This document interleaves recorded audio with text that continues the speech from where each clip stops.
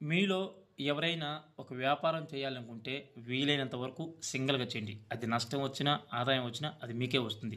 లేదు ఎవరైనా ఒక పార్ట్నర్ తీసుకుంటే నాకు కొంచెం హెల్ప్‌గా ఉంటది. కొంచెం సహాయపడతాడు.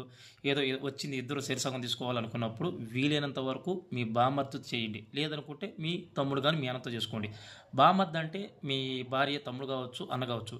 ఎందుకు వీళ్ళిద్దరిని సెలెక్ట్ చేసుకోమనంటే ఇప్పుడు బామర్ది అనుకో, ఇప్పుడు నీకేదన్నా ఆదాయం వచ్చిందనుకో, ఏదన్నా నువ్వు తీసుకున్నావనుకో అక్కడ పోనీలే మా బావే కదా! ఏదో మా అక్క కూడా కొంచెం ఇబ్బందిలో ఉంది. ఏదో పోనీలే కొంచెం హెల్ప్‌గా ఉండని చెప్పని సర్దుకోగలుగుతాడు. ఎందుకంటే మధ్యలో మీ అక్క ఉంది కాబట్టి.